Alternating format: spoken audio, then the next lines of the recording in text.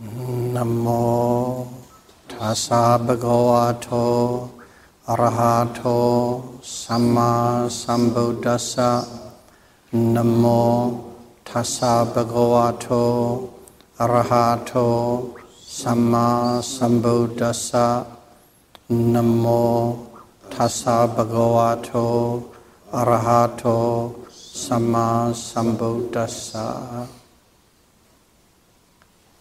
In the last Dhamma talk, we discussed about Pati Sankhar Jnana, which is reflective, contemplative awareness of mind and matter. Actually, it is the insight level number 10.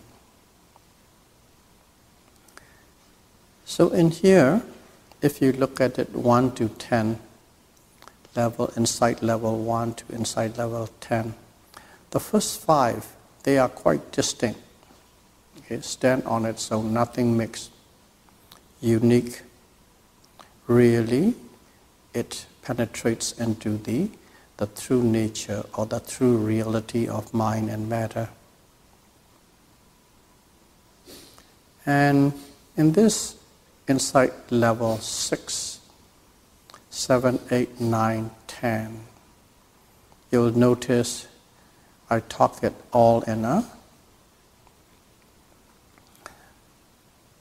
state of being short and all together. And the reason is, these are all the way I present it is emotional impacts that one experience, one come to understand, okay, through to the full experiential understanding of the mind and matter. And there you began to experience the danger and fearsomeness of the mind and matter. And also, you begin to experience the disgusting and faulting nature of the mind and matter. And then the tiresomeness and weariness of the nature of mind and matter. And through those, you step upon to the wanting to be free, or wanting to be liberated, or wanting to run away from the nature of mind and matter. And then finally, you got into the boiling hot soup of all forms and all different physical, mental, suffering nature or unpleasant nature of mind and matter. These things, number 6 to number 10, okay, they are stage by stage. But when you are experiencing all in a mixture of a boiling pot. Even though they are one at a time, separate, eventually on the 10, every experience, sometimes you feel the fear, sometimes you feel disgust, sometimes you feel worriness, and sometimes you want to let it go. Let it go means, okay, according to the title is, you want freedom from mind and matter. You want deliverance. That's the nature you want. But in reality, what you are experiencing is, you just don't want to face it. You want to get away from it. You want to let it go. So, when you are experiencing, you don't really experience it. I want to have a freedom. I will get a deliverance out of this. Not in that. It is just simply, I don't want it. I want to let go. So from there, there's a pivot point. One is people actually pack and go home. And another one is with the aid of the teacher and thorough understanding and determination, you carry on. So that is the very important pivot point. The emotional factors are when you put it on in words, sounds good, sounds great. But when you are experiencing it, there is no marked distinction as you have constructed in the sentence. It is simply a whole emotional, negative emotional factors. Sometimes you really express fear. Sometimes you even see sights and sounds that are fearful. Okay? So keep that in mind. In the written sense, in the structural sense, it sounds very clear and tidy and neat. But in experience-wise, you are there totally struggling and swimming in a pot of suffering. It's difficult to distinguish. That is the part one needs to understand clearly. And of course, when you are at the level of 10, it is so much, okay? The burden of suffering is so much. If you keep on going as the way it is difficult to escape from that loop. So what you do is, at that time, under the guidance of the teacher will send you back to square one. Forget about all the experience, forget about all these excitement, and forget about continuous observation.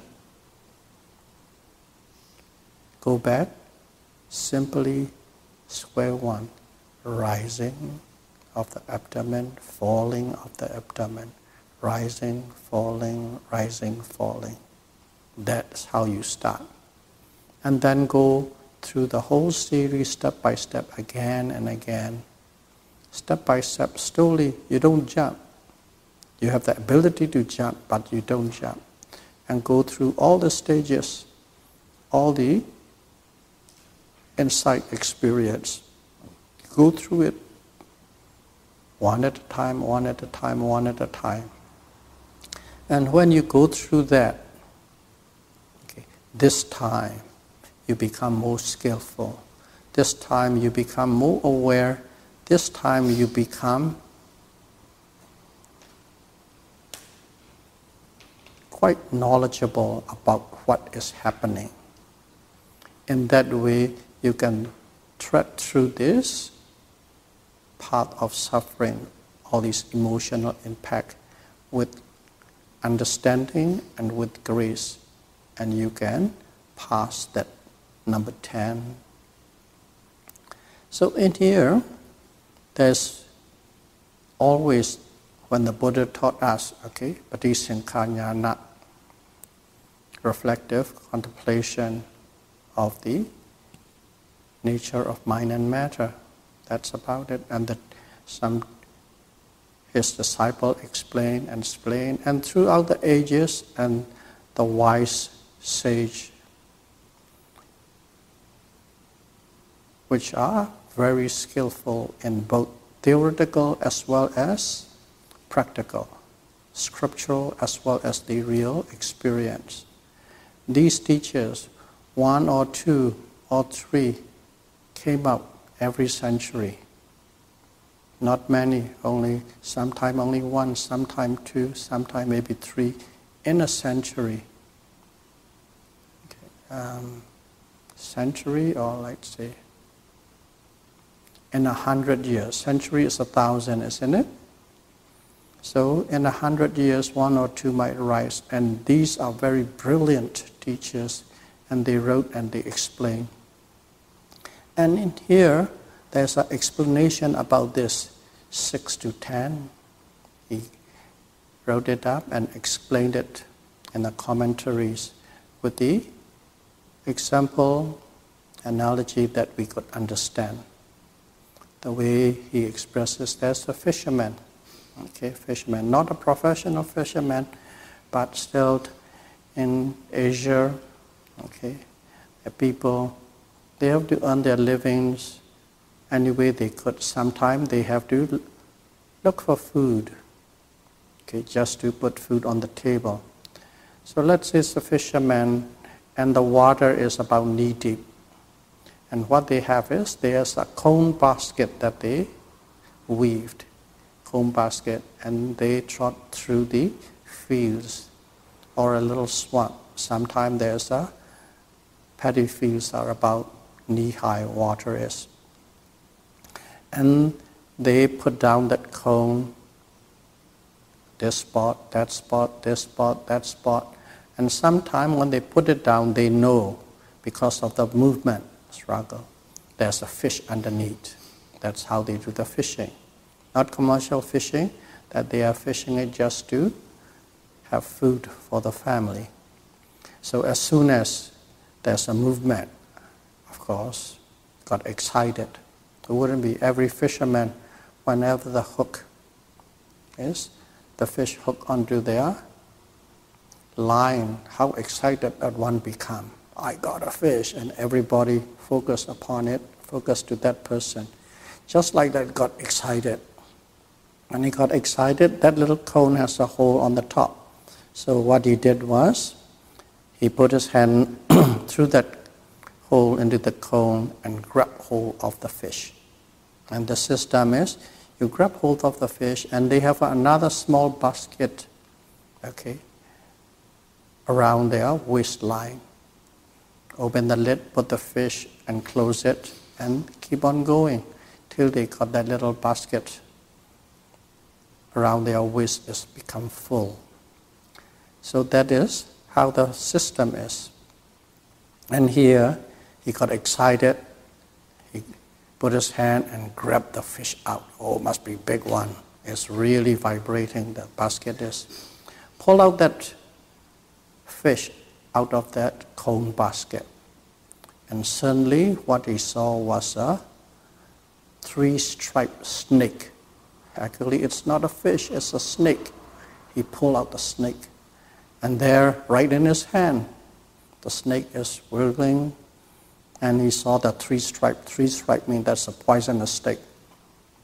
And first and foremost, all his excitements and happiness and joy gone, and suddenly turned into fear.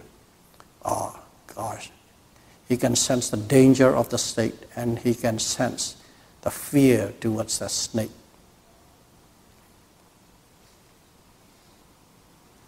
And then he looked at the snake, and this sensing of the danger and the fear of the snake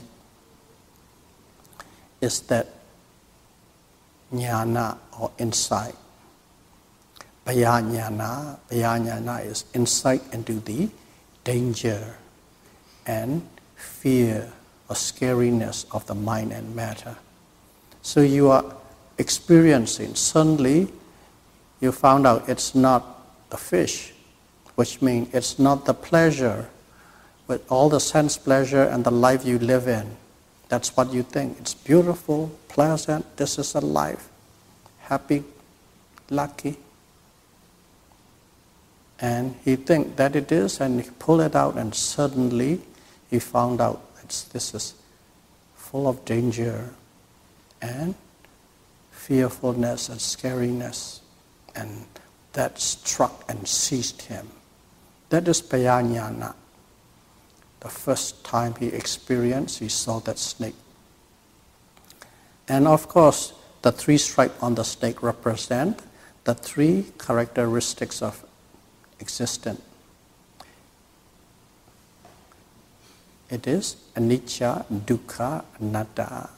Okay, mind and matter is, their characteristics are anicca, impermanence, dukkha, suffering or unsatisfactoriness, and anatta, non-self, uncontrollability, non-self, no soul. Those represented. And then he hold on, and he is struck by the fear, and you can sense the danger.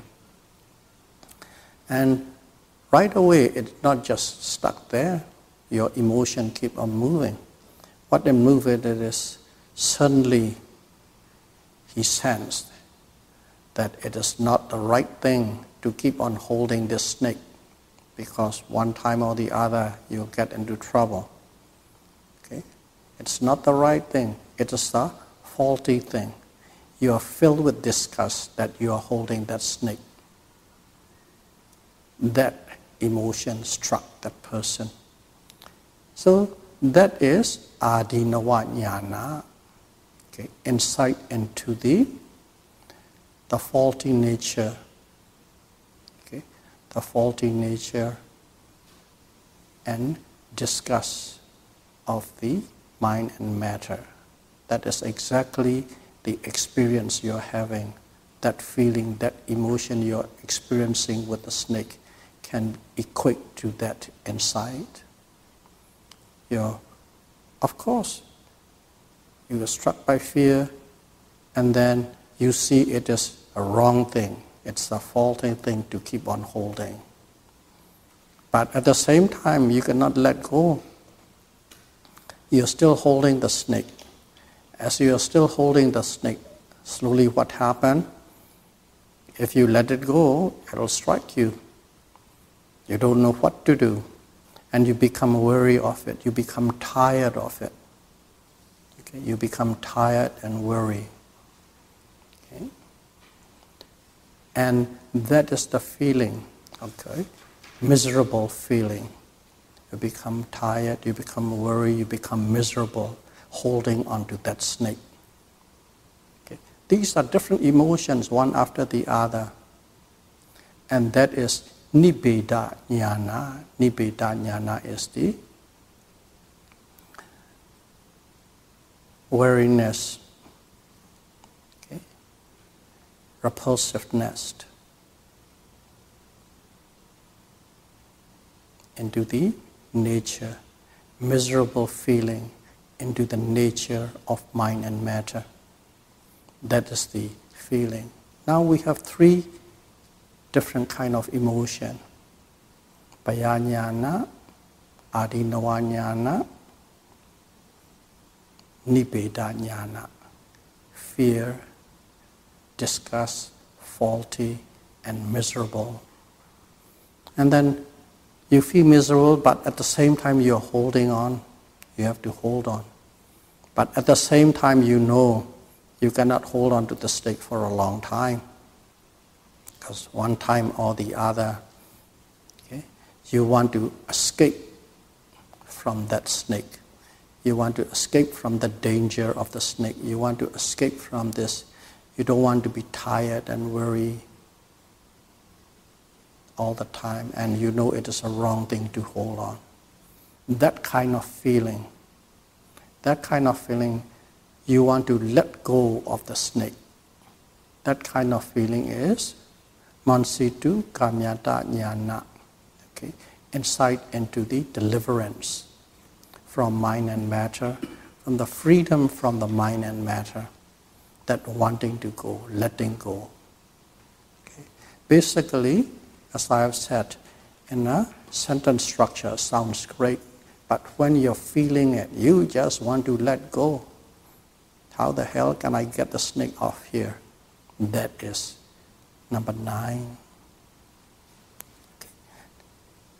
You want to get rid of it, you want to escape from it. So that emotion. These emotions are like we are talking, it's too long. Over there is you're experiencing one after the other successively, these mental impact.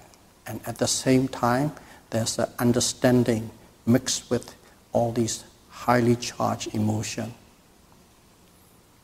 And suddenly, as you want to get rid of it, you have to do something.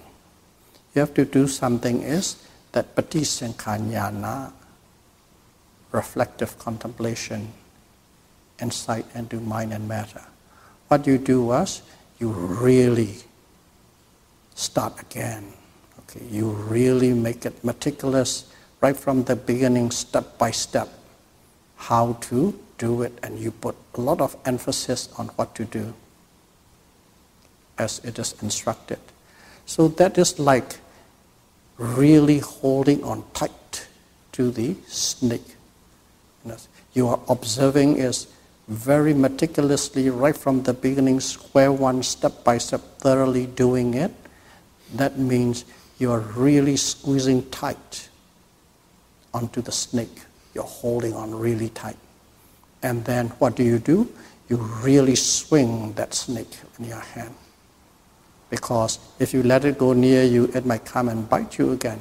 So what you do was you really tightly hold the snake, and then you whirl it and you just throw it as far as you can. And that is the process you go through in number 10, Patisankhaññāna. Everything you go meticulously, step by step, step by step, step by step, from the beginning, without skipping any. And because of that, you really do it very thoroughly and to go and throw it far away. That emotion, that action is number 10. So that is how the sages, the wise of the centuries, and a commentator, they have written it down and explained to us so that we could understand this insight number 6 to number 10. So that will give you a very clear understanding of what we were discussing. And of course, we discussed in details about exactly how your experiences are last week about this 6 to 10. So with that, you will come to a very clear understanding of the process you are going through and what you are doing. And in number 10, you are meticulously following the track again. And when you do that, you have a better knowledge, better understanding, and with a great effort. Okay, you don't even go, oh, I know these things, I don't need to do those kind of things. No, out. As you go through that, what happened was, you go through the stages, and this time, when you reach to the Bhingañāna, the insight of the solution, number 5, you don't go into the whirlwind. The first time you went into the whirlwind, you got into that sinkhole, okay, suck and disappear, and then you got totally shocked and totally disbalanced. This time you understand, you don't get that kind of impact anymore. This is the second time around, so you don't have that kind of a shock like the first time. And here you already have a lot of assistance and aid from the teacher, and you have a stronger, okay, a stronger nature, a strength to face these things with understanding. Understanding is what? Understanding is wisdom. Wisdom is understanding. Not theoretical. In our practice, everything is experiential.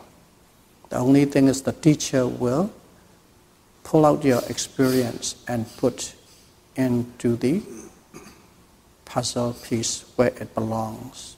That's where it goes. So, as you did not get affected that highly charged this time, you can go through that and you practice and you practice and you practice. And you see and you feel all these things. You see the fear. Okay? Bhayañāna. You see the fear. The first time was fear sees you.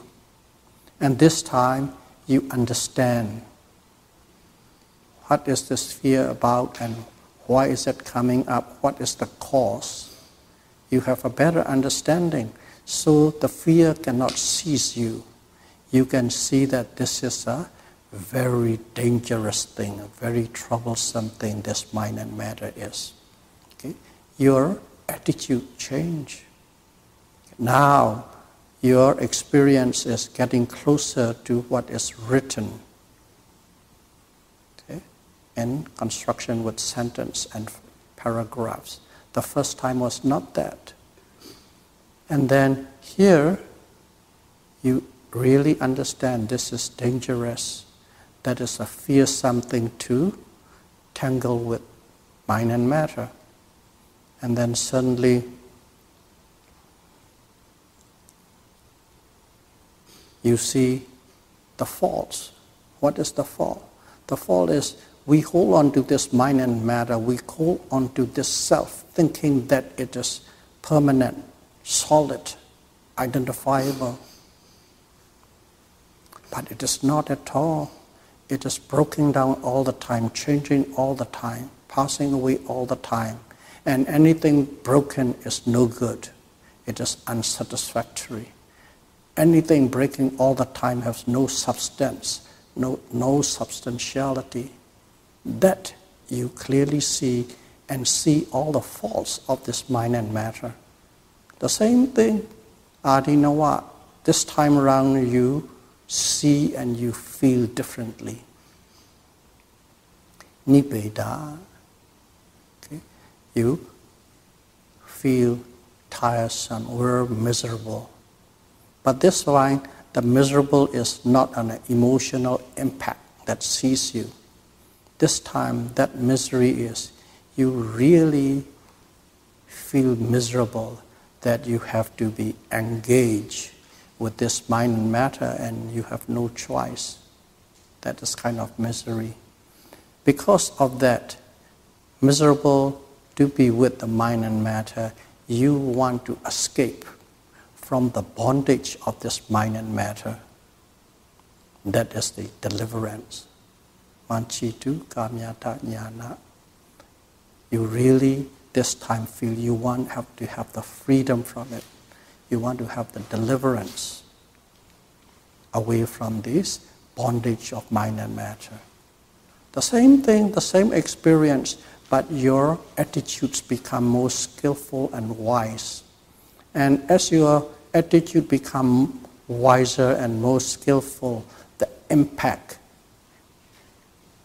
all the impacts cannot seize you and put you in a whirlwind. That is how you overcome the dukkha vedana. Okay, dukkha vedana. Everything about, if you remember, right from the beginning as we are talking about dukkha vedana, unpleasant feeling, unpleasant sensation.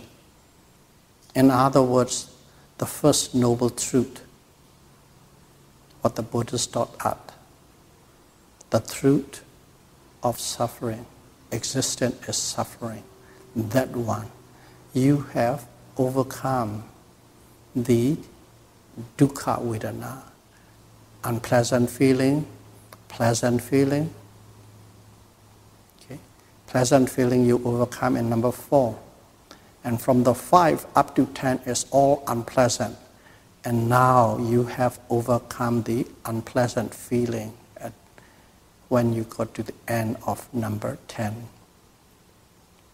In other words, you have overwhelmed dukkha vedana, unpleasant feeling, both physical and mental, if you recall all the talks and details we have explained. That is where you come in. You practice, you go through, and eventually what happens is you reach to a state. What is this state? Don't think when you said you have overcome pleasant and unpleasant feeling, don't think that you have no unpleasant feeling arise in you anymore. Dukkha vedana. This physical pain will not stop arising, this mental pain will stop arising. If you think that way, you are utterly wrong. As long as you have this body and this mind, this body and this consciousness shaped up, there is suffering. That is the nature of mind and matter, this body and consciousness. The body born with pain, live with pain, and die with pain. These are the true nature of the body. And also the mind.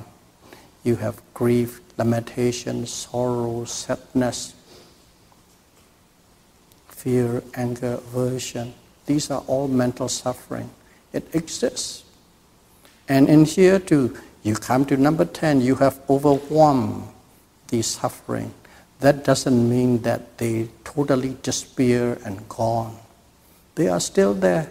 As long as you have this body, that pain is there. As long as you have the mind, that kind of mental distresses are there. But when you have overcome the number 10 and reached to number 11 insight, another 11 is this, Sankarupaka Jnana. Sankarupaka Jnana. The English translation is insight into the equanimity, insight into the nature of equanimity.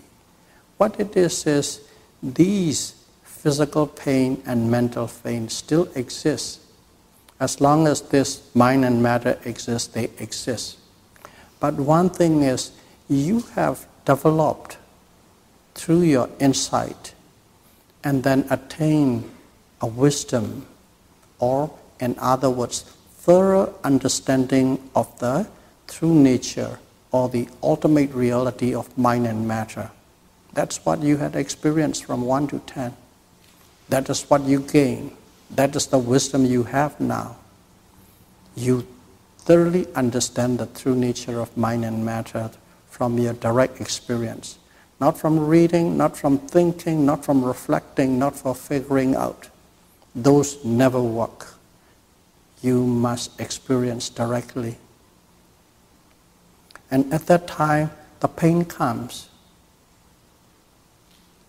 That pain has no impact upon your mind. The mind doesn't take as that physical pain as I am in pain. You don't take that I am in pain.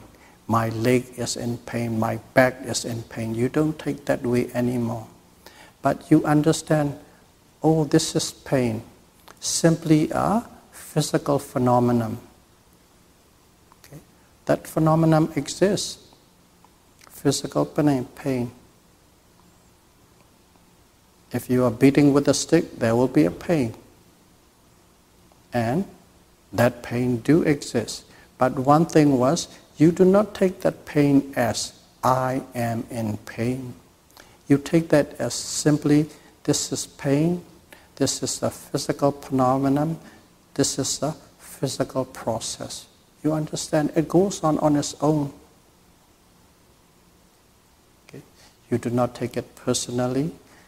As you do not take it personally, you do not suffer. That's it. There's a space, a white space between the pain and the observing mind. Before the observing mind is not the observing mind, it is the mind that takes personally I. And you take that pain and I am in pain. Now there's a space, a gap between the pain and that observing mind. So the observing mind simply knows that this is a physical process, the pain that goes on. And you watch, as you have gone through these meditation insight to that level, you simply can experience their rapid arising and passing away, rapid arising and passing away. As you see the passing away, okay, it doesn't have direct impact upon you, because you simply know this is gone. They come, they gone, they come, they gone. It is a physical process. There's a space between the mind and that physical or the pain process. And one do not take it personally. For that reason, the mind can observe, however painful it is, with equanimity. Because it is not happening to me. Why? Because there is no I. Simply, you understand that this is the process. And again, the same thing, mental state, mental pain, mental grief, these things come in. There's the one process, it's a mental process. Mental pain is operating and flowing on its own. That is one consciousness. Okay? One consciousness become aware of the mental pain, or together with the pain, identify with the pain. And there's another consciousness which is the mindful, okay, observing consciousness. And then that observing consciousness, mindful consciousness, understand these mental natures, thoughts, emotions, everything, they come and they go, they come and they go, they arise and they pass away. Simply, it is a flow that is happening right in front of the observing mind. For that reason, there is no mental pain inflicted upon so-called you. We have to still use the conceptual words to communicate. So, physical pain arises, mental pain arises, it cannot inflict upon you, and the observing mind simply watch, serene, with serenity, with tranquility, with equanimity. You simply watch them as if it is not happening to you, because at that moment there is no I, simply the powerful, observing, educated, wise, mindful mind. That's it. But that mind must be with full of insight and wisdom. So you can be equanimous. And also at the same time, we are only talking about the pain. There's also pleasant sensation arises. You know that when these are gone, the pains come in. One simple way to put it is, you know that's a pain, but simply you know, through your experience, some of you know, pain is simply a vibration. You can observe a vibration. When you observe the vibration, there is no pain. When you just drop it down, your concentration, the pains come and that inflicts upon you. See, all these things, you become the master. You can exert, penetrate, concentrate as skillfully as you can and live without the inflict of pleasant feeling or unpleasant feeling upon your psyche or upon the mindful mind, observing mind. So that observing mind can watch all the flow of pleasant feelings and unpleasant feeling with full equanimity. Nothing affects you. It comes and goes. Both good and bad, they are coming, they are going, they are coming, they are going. And you can observe it. And because of that, that stage is called insight into equanimity. You have reached equanimous zone. So don't have a misconception, the pain and griefs are all gone. They are not, they are there. It's simply you understand now in a different way. And you don't identify with I. You don't identify with me. You simply know it's a phenomenon, a twin phenomenon in operation. And you can skillfully observe them, skillfully navigate them and direct them. At that moment you have that skill. And you are in a totally equanimous zone. Now in this equanimous zone, we have another trap. Okay, we are not totally out of the traps. We are not totally out of the wood yet. Okay, we are out of the woods from the pleasant feeling. We are out of the woods from the unpleasant feeling. But there is one feeling, one sensation still left. What is that? That's a neutral feeling. Okay? Neutral feeling, neutral sensation. That still have a grip upon you. You are not even aware of it. That still have a grip upon you. Because neutral feeling is a feeling that you don't know, you can't experience, you are not aware. If it is not neutral, you will be aware. If it is neutral, you can't be aware. It's so subtle. So it has a hold upon you, but you are not even aware of it. So it's even more difficult to overcome that neutral feeling. So right there, you're observing, and you can watch. Everything flows, all the pleasant feeling, unpleasant feeling, all the physical phenomena, mental phenomenon flow in front of you. It's flowing and you're observing, flowing. You don't need any effort. You don't have to apply any effort. You don't have to direct your mind towards this object. You are sitting there like an observer.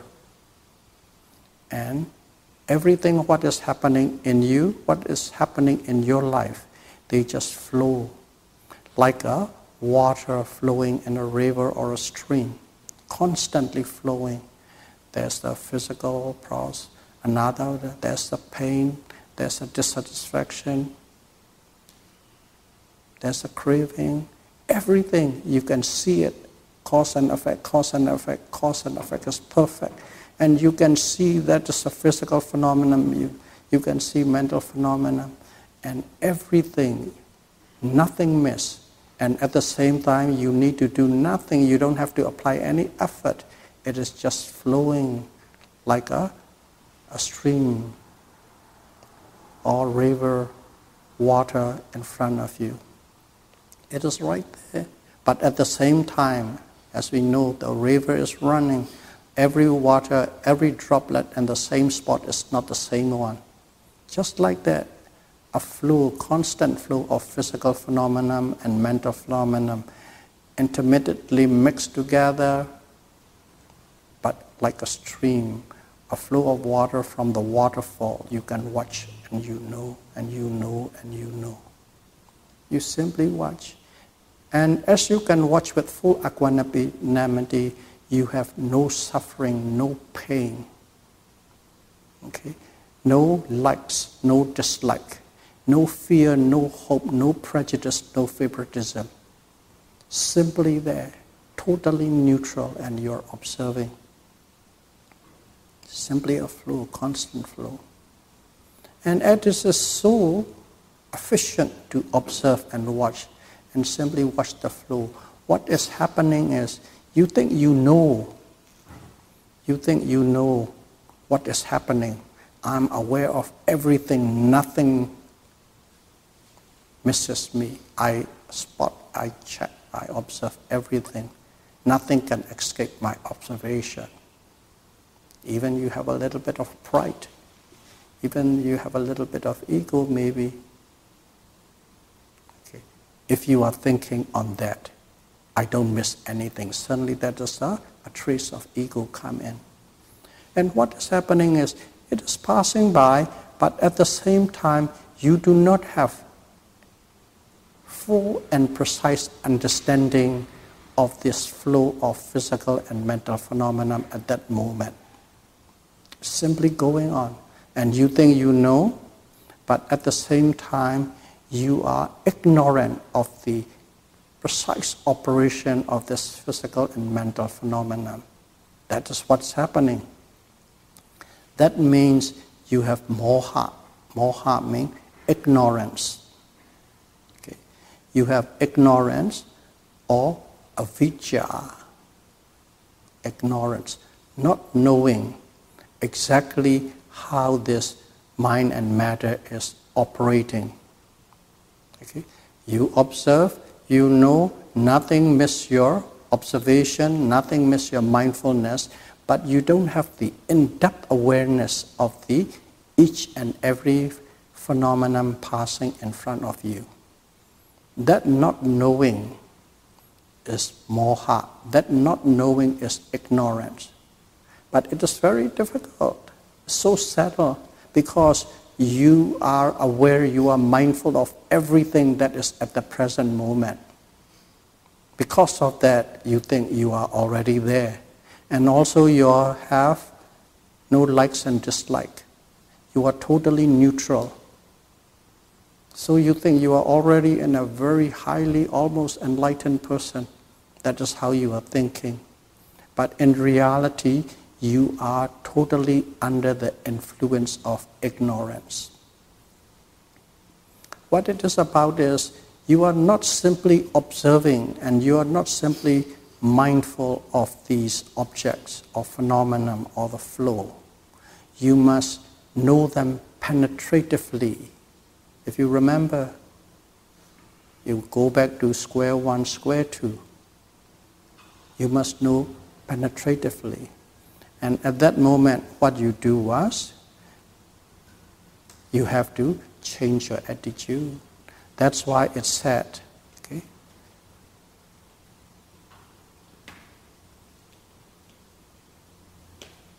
Ignorance dwells in neutral feeling. If you are observing the neutral feeling, you are in a state of ignorance. In other words, you are oblivious. You have to erase that ignorance. How would you erase? You at that moment, put a special effort. Because we said it at that time, you don't need any effort to observe. Effortlessly, you know everything. But regardless, you have to put effort. What is that effort?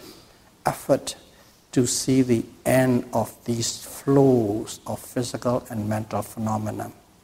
You insert, okay? You put special effort to see the cessation in that flow. Before, the flow is like a long continuous stream, continuing with no break. Now, you put effort and to see the cessation between these flow from one object to the other, one object to the other. And when you insert that special effort to see the cessation in that flow, continuous flow of physical and mental phenomena, what happens is, you get into that phenomenon penetratively and deeply. At that moment, the moha or ignorance cease to exist. Moha cease to exist. And a lot of yogis in the Sankarupaka jnana, they are quite content, they are quite happy.